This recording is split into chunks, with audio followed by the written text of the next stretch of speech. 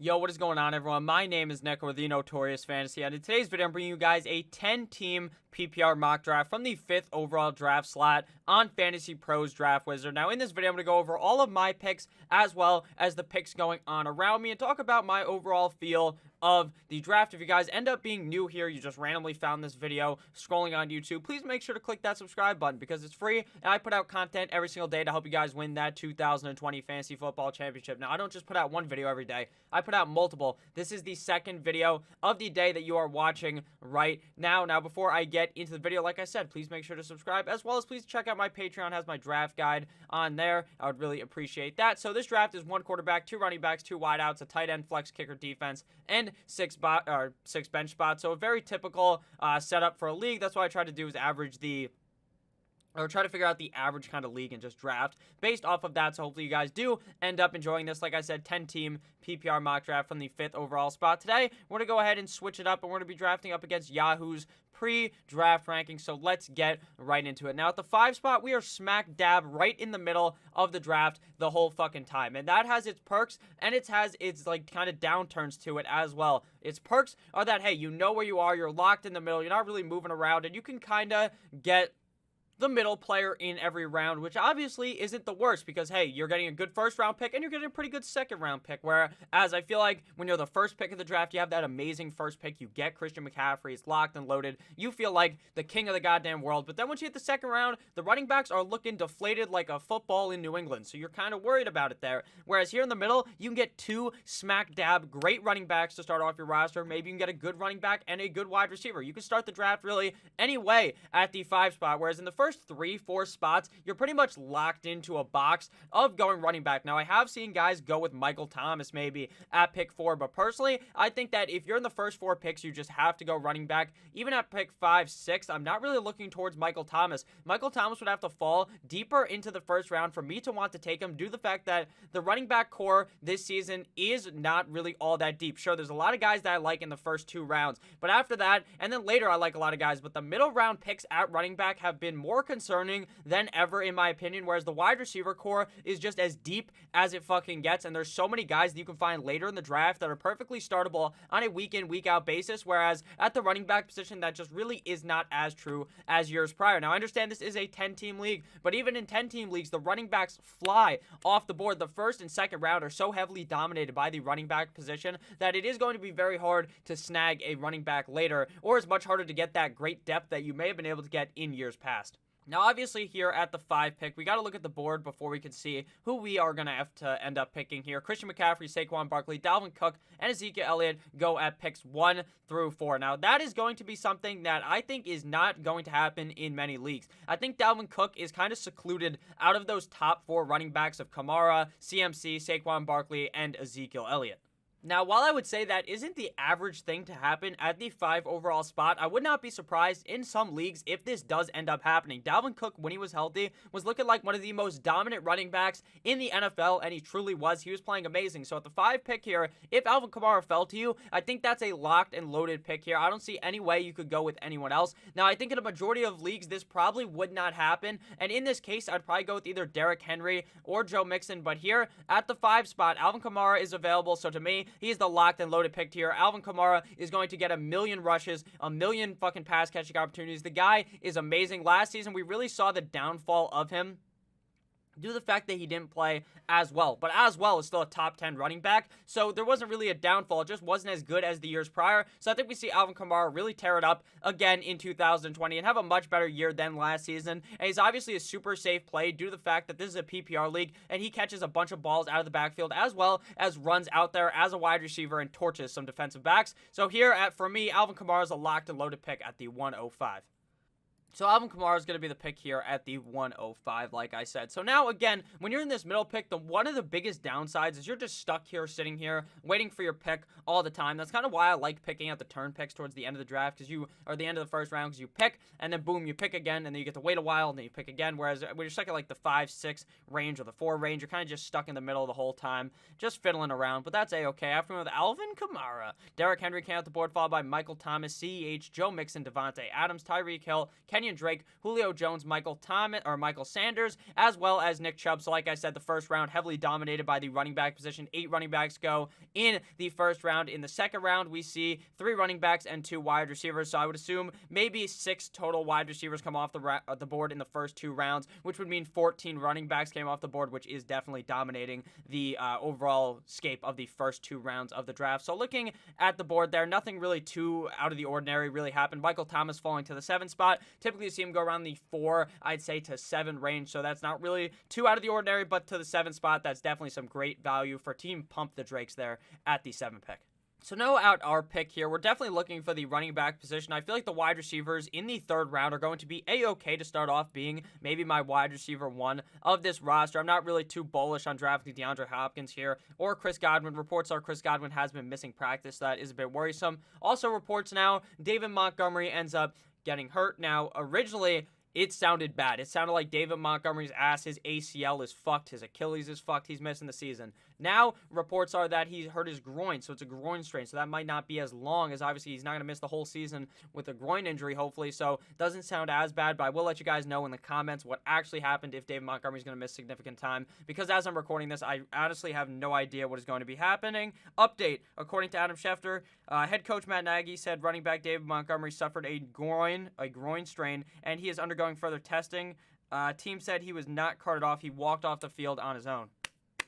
So that's very good for David Montgomery. Obviously, some serious news for a running back who looked like he could potentially make a big year in his second year in the NFL. So back to the draft, obviously here, there's one clear pick to me, and that is Austin Ekeler, running back of the LA Chargers. Now, I love Josh Jacobs as well. I like to diversify in the second round and get either Ekeler or Josh Jacobs when I'm at the beginning parts of the second kind of round here. So Josh Jacobs to me and Austin Ekeler are both great picks. Ekeler obviously has much more PPR upside due to the fact that he's locked and loaded to get work in the pass catching game, whereas the hope is for Josh Jacobs to get more involved in the pass catching game. I think that Austin Ekeler is going to have a fantastic year in LA. He's a guy that I could definitely see being just like Christian McCaffrey, maybe 1,000 rushing yards, 1,000 receiving yards. While I doubt he will tout that high of numbers, that's really a bold prediction, but if he was at 800 rushing yards, 800 receiving yards, you would be very happy with the output of Austin Ekeler at the end of the season. This guy was a fucking monster when Melvin Gordon was opting. He didn't really opt out because that wasn't a thing. He was just kind of chilling in Cabo, trying to get that bigger contract. It turned out Austin Ekeler was the man with the bald head, Mr. Clean looking ass, was balling the fuck out for the LA Chargers, and that's why he's the sole back there. He is going to destroy this season, and I am very, very happy drafting Austin Ekeler here in the second round. After Austin Ekeler, we see George Kittle, Josh Jacobs, Travis Kelce, DeAndre Hopkins, Aaron Jones, Allen Robinson, Adam Thielen, and James Conner.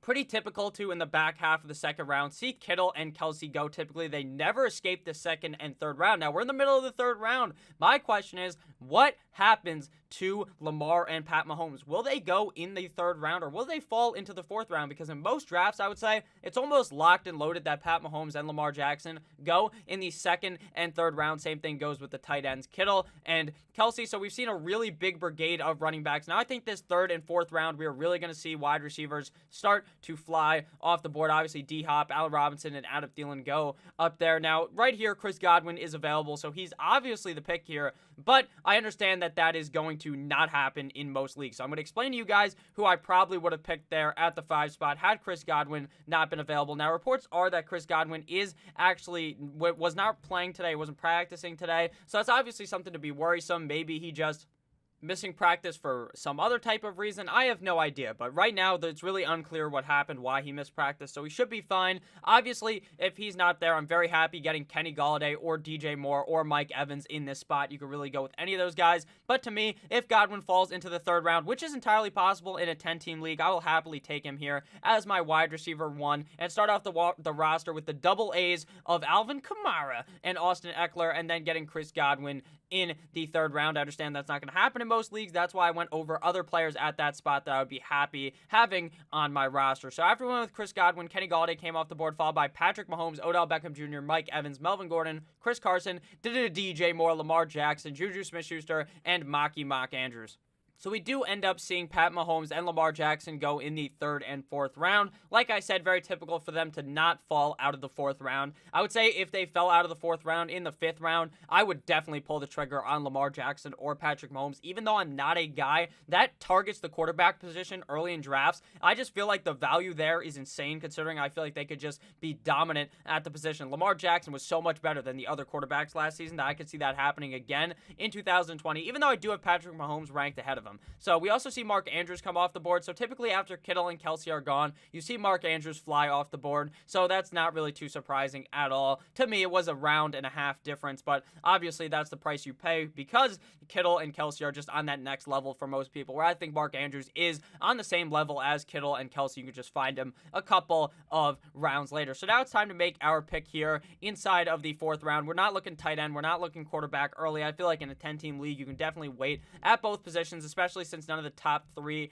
guys at tight end are available or the top 2 guys at the quarterback position here in the 4th round. So here, I'm either going running back or wide receiver. So to me here, there's a clear pick, and that's Leonard Fournette, running back of the Jacksonville Jaguars. I am honestly one of the more bullish on this player. I think bullish means like higher up, I think now.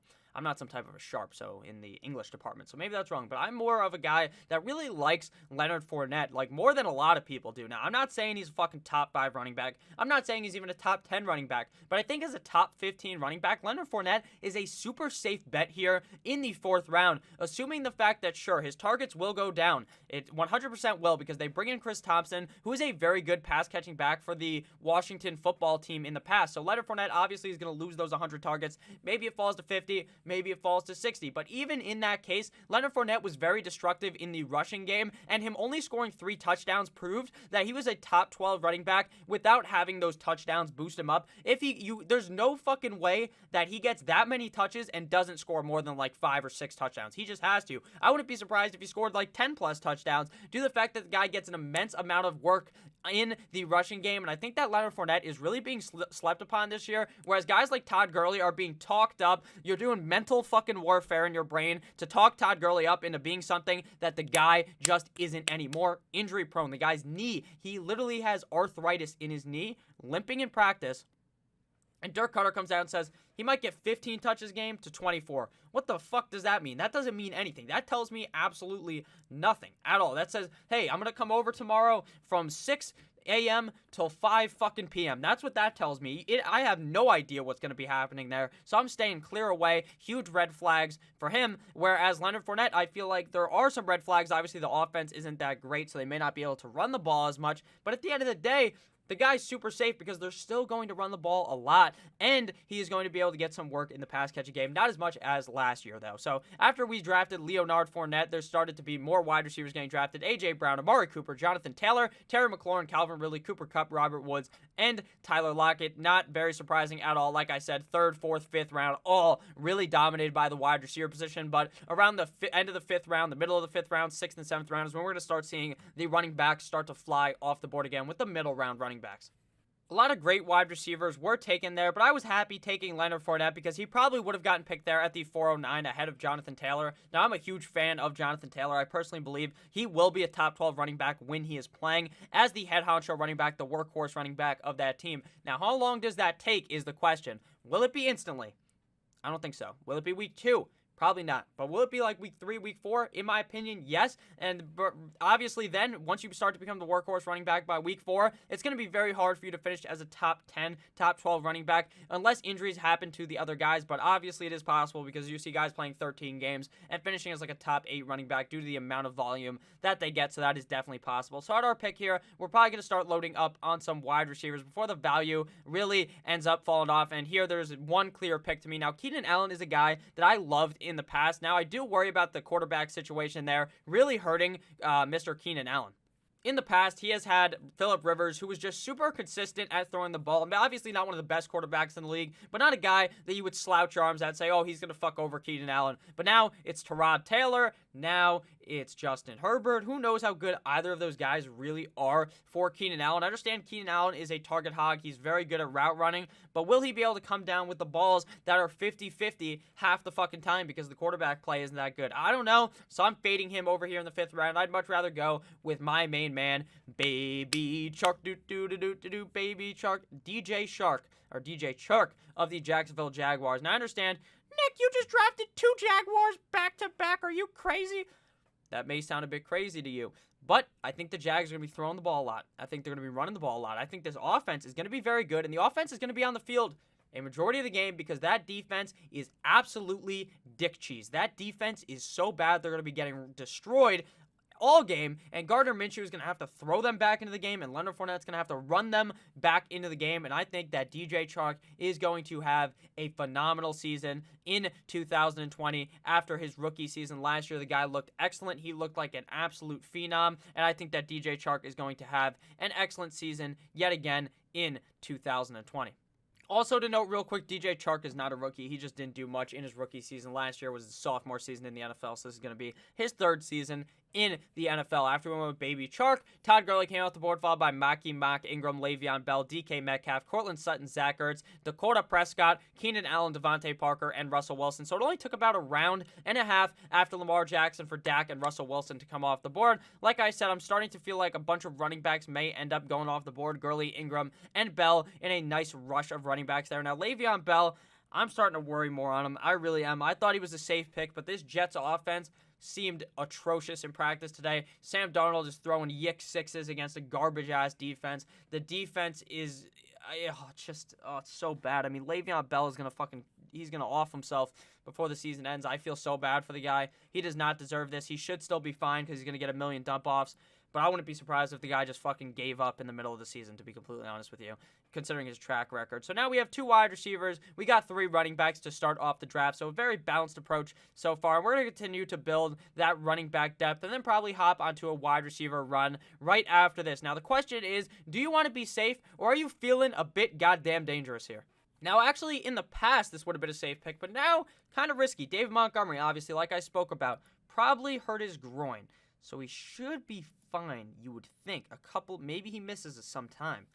So I don't know. Do I want David Johnson? Do I want David Montgomery? I have no fucking idea because they both seem like risks here, if I'm being completely honest with you. So I'm going to do the smart thing here and just avoid them both, hit him with the Michael Jordan fadeaway, and move to the wide receiver position. Now, there are great quarterbacks, great tight ends available here, but like I said, I typically like to wait. So here we're going to go with a wide receiver that I feel the most indifferent on. I have no real read of this. I think Stefon Diggs is going to be so average, it's crazy. I don't see him having that, amazing season where he's a top 12 guy, but I don't see him falling outside of the top 20. I just feel like he's a super safe pick here in the 6th round in Buffalo. I think if Josh Allen really is as good as most people believe he is, and I personally believe he is, if he becomes more accurate, Stefon Diggs could really be a monster this season. I think his ADP obviously took a hit going from Minnesota to going to the Buffalo Bills, but I don't really see a reason why that happened because he was kind of the wide receiver 2 there in Minnesota. Obviously, it's a 1A, 1B situation with Thielen and with Stefon Diggs.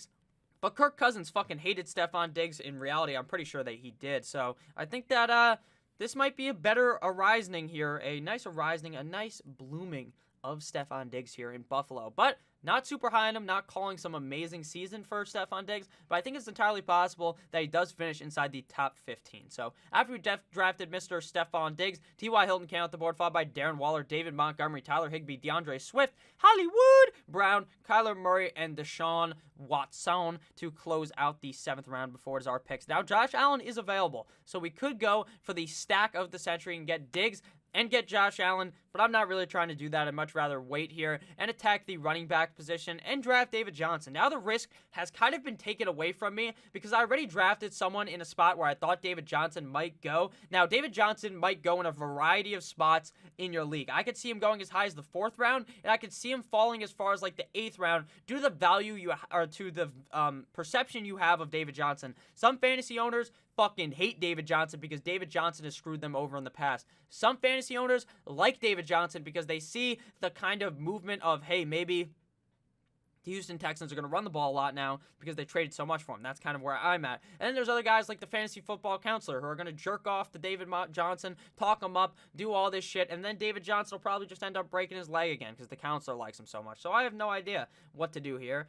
Probably just going to go with David Johnson here. I like Tyler Boyd, but I think David Johnson's the pick now. With this, he's our bench player. He's our running back 4, so we're never really going to have to play him. But in a squeeze, in a good matchup, if David Johnson really does look good, he definitely has top 10 potential, so I'll happily take him here in the 7th round. Had he have not been available, since he's not really normally available in the 7th round, I would have happily taken Mr. Cam Akers or my main man, Kareem Hunt, there in the 7th round. So now it is our pick yet again at the 806. If you guys have made it this far and you have enjoyed this video, please make sure to click that subscribe button down below. I try to have a lot of fun in these videos so that you guys are entertained, you're getting some knowledge, as well as just having a fun time, because that's what fantasy is all about, having a great time. And if you want to win while having a great time, click that subscribe button, please. So now we are into the 8th round. So after we went with our 7th round selection of David Johnson, our roster is comprised of Alvin Kamara, Austin Ekeler, Chris Godwin, DJ Chark, Leonard Fournette, Stefon Diggs, and David Johnson. So after our pick, we saw Michael Gallup, Tyler Boyd, Jarvis Landry, Raheem Mostert, Matt Ryan, Ronald Jones, Will Fuller, AJ Green, Deontay Johnson, and Stavin Marvin Jones of the Detroit Lions. So nothing too out of the ordinary really there. Matt Ryan going ahead of Josh Allen. Not really crazy at all, considering Matt Ryan definitely has top 5 potential. There's the Matt Ryan theorem I talk about all the time. The great year, then the good year. So his great year is like top 5. His good year, top 12. Great year, top 5. Good year, top 15. Top 12. Last year was top 12 year. This year is going to be a top 5 year because it's every other year. Okay? So now we are going on to Mr. Running Backs and wide receivers again, probably. Even though I kind of like Josh Allen at this pick, I'm going to continue to wait because I like waiting on the quarterback position. So we're going to go ahead and snag a wide receiver here that I feel is going to be a really good, safe pick in so many drafts that a lot of people are kind of just avoiding because, oh, I don't want to draft any more Patriots players. That's Julian Edelman of the New England Patriots. Now, Julian Edelman is obviously a guy that has been a top 10 PPR option in the past. Now, he obviously loses Tom Brady, so that's going to sucker a lot of people out of Julian Edelman. They're going to go, fuck this, I'm going packing, like a lot of Patriots fans went to Tampa Bay. They went packing, they hopped on the Tom Brady train. That's what some may do. They may hop off of Julian Edelman. But I'm still on him. I think that he's going to be seeing a lot of targets in this offense. He's the mainstay option in this offense. I really like N'Keal Harry later, but that doesn't mean that N'Keal Harry isn't going to, it might take time for N'Keal Harry to get really involved in this offense, whereas Julian Edelman, right off the rip ski, is going to be heavily involved. So I like Julian Edelman a lot, and I think that him and Cam Newton will have a nice connection. Julian Edelman already photoshopping pictures of him and Cam Newton dressed up as Batman and Superman, so you already know they're going to have a great connection in 2020, and I really believe in Julian Edelman, especially as a late round safe pick.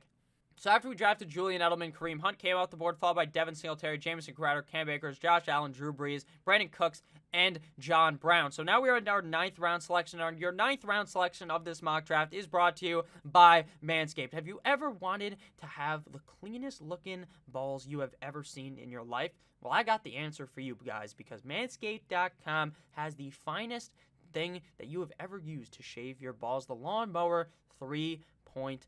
Now, they've had the Lawnmower 1.0. They've had the Lawnmower 2.0. And the 3.0 is the perfected version of it. It is amazing. I've used it before. Let me tell you, the thing is beautiful. You can use it in the shower. You can use it not in the shower. You can use it wherever, as long as you are not in public, because you will probably get arrested. So use code Notorious at manscaped.com for 20% off, as well as free shipping. So now, after our pick of Julian Edelman, Kareem Hunt came off the board, followed by Devin Singletary, Jamison Crowder, Cam Akers, Josh Allen, Drew Brees, Brandon Cooks, and John Brown. I'm not sure if I read that off already, but hey, you get to hear it twice if I already did. So here, we're still in a spot where I'm not really looking for a tight end yet. I feel like there's still Evan Ingram and Hunter Henry in a block to provide Hayden Hurst with that coverage of not getting picked. So if we look at the draft board, let's see how many teams around us have a tight end, because we're going this way. So we need to make sure we get a tight end. Now, do any of these teams have a tight end? 1, 2 of them have a tight end.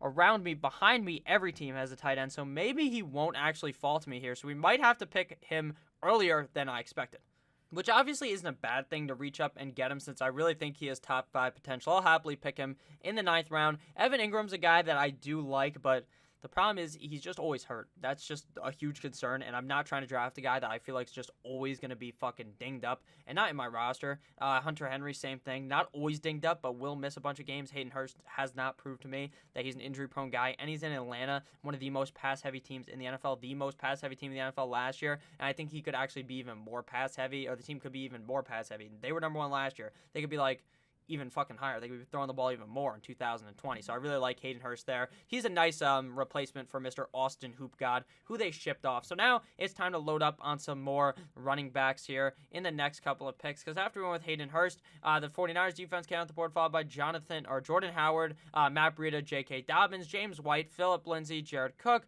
CeeDee Lamb, Sterling Shepard, and Darius Slayton. So now we definitely need to hop on the running back train here. I feel like a lot of them have came off the board. But I think that there are still some guys back here with some solid upside that I want to go ahead and attack. Now, if you watched the earlier video, I talked Zach Moss up. I got on both knees for this guy, and I was preaching to the Lord. I wasn't doing something else on my knees. I was preaching to the fantasy football Lord. I was preaching to you guys that Zach Moss is the real fucking deal. Zach Moss is going to be great in camp. This guy is tearing it up. He is fucking explosive in the rushing game, dominant in the wide receiver game, plowing, not in the wide receiver game, in the pass catching game. He's plowing dudes over in the running game. He is dominant, and I think he could be. Now, I don't think he's going to start past Singletary, but it's one little accident, one little misstep for Singletary, and then boom, Zach fucking Moss is the starting running back, and he's going to be amazing. Now, he's going to still be good in situations because I don't think that it's going to be a heavy workload for Singletary. I think it's going to be a 50-50 kind of split. Not 50-50, but 55 in Singletary's favor, 45 in Moss's favor, and we're going to see Zach Moss be really good this season, and a lot of people are going to be pissed that they didn't end up drafting him. So after Zach Moss, we see Tevin Coleman, Tariq Cohen, Marlon Mack, Baltimore Ravens defense, Justin Jefferson, Matt Stafford, Christian Kirk, and the Pittsburgh Steelers defense.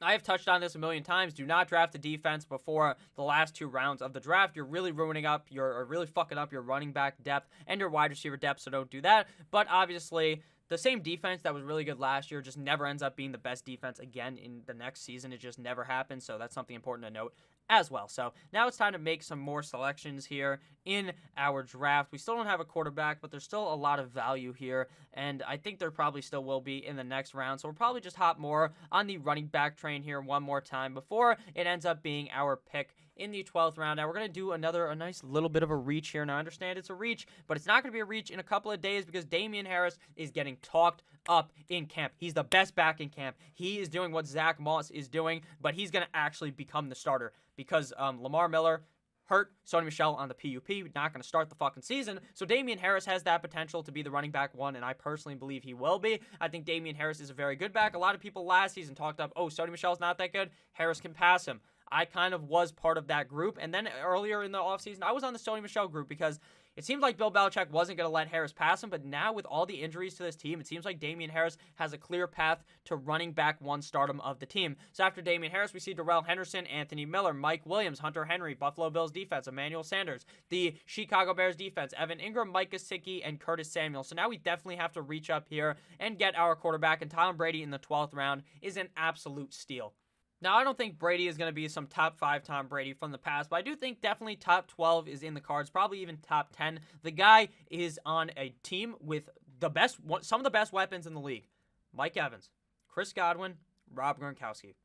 Now, I'm not saying Rob Gronkowski is the same Gronk of the past, because I don't believe that, and I don't think he's a good fantasy target. But in real life, he's very helpful for Tom Brady, and we've seen it in the past. I think Tom Brady is going to explode this season and play even better than last year, considering, obviously, last year with the Patriots, they kind of run the ball a lot, and fucking the Bucs are just going to be throwing the ball probably a zillion times. I mean, Jones will be good due to the fact that he's going to get a lot of goal line touches and the fact that the team will be able to actually run the ball, whereas Jameis's team was just firing the ball out all cylinders due to the fact that Jameis was throwing them out of the game early, whereas Tom Brady won't be doing that by throwing a zillion picks. So now we got to snag a wide receiver to end the draft here, and we're going to go with the high upside pick here of Mecole Hardman. Now, Hardman is not necessarily the wide receiver 2 yet on the team, but I do believe he will be, and I do believe that drafting a wide receiver on one of the most high-octane offenses in the NFL, a guy who's super fast, is worth it. It's pretty fucking simple. We've seen Hardman do it in the past. He's a guy you throw into your flex, and could win you the week by being that good. So that is something that I find very important to note and something that I wanted to talk to you guys about. I do love McCole Hardman, and I normally draft him much higher than that. So after Hardman, we see Adrian Peterson, Tony Pollard, Duke Johnson, Boston Scott, Aaron Rodgers, Chase Edmonds, Jalen Reagor, Justin Tucker the fucker, Minnesota Vikings defense, and Baker Mayfield. So now we got to draft our defense and kicker here. First, we're going to go ahead and select our kicker, Harrison Butker the fucker. If you guys want kicker rankings, make sure to check out one of my most recent videos. Me and Tyler talk about kickers. You don't even have to watch the whole video. You just put it up on the screen. You can look at both of our rankings and decipher what you want to do there. But obviously, I'd prefer if you watch the whole video because then it'll get recommended to more people, and my channel will gain more subscribers. If you guys do enjoy, please make sure to click that subscribe button. It really helps me out, and it's going to help you out as well. Bunch of kickers and defenses go, as well as Deebo Samuel, Golden Tate, and Daniel Dimes of the New York Football Giants. Now it's time to pick our defense. You want a defense playing a not-so-hot opponent week 1. We got the Chargers going up against rookie Joe Burrow without a preseason. I think this is a shoo-in to be great, especially since the Chargers defense is already one of the better defenses in the NFL. So we ended up getting a B+ grade on this draft, but it is an A+ roster in our heart. Our team, to recap: quarterback Tom Brady, running backs are Alvin Kamara and Austin Ekeler, our wideouts are Godwin and DJ Chark, our tight end is Hayden Hurst, our flex is Leonard Fournette, defense and kicker are the Chargers and Harrison Butker. Our bench is comprised of Stefon Diggs, David Johnson, Julian Edelman, Zach Moss, Damian Harris, and McCole Hardman. So thank you all for watching this video. If you did end up enjoying, please make sure to hit that subscribe button. Check out Manscaped as well, so that you guys can have the cleanest balls in your goddamn league. You can even get some nice ball deodorant to make that shit smell A1. Use code Notorious at checkout, as well as you will give you 20% off and free shipping. I love each and every single one of you motherfuckers, and I'll see you guys back again tomorrow morning with yet another heater of a video. I love you all. Good boy.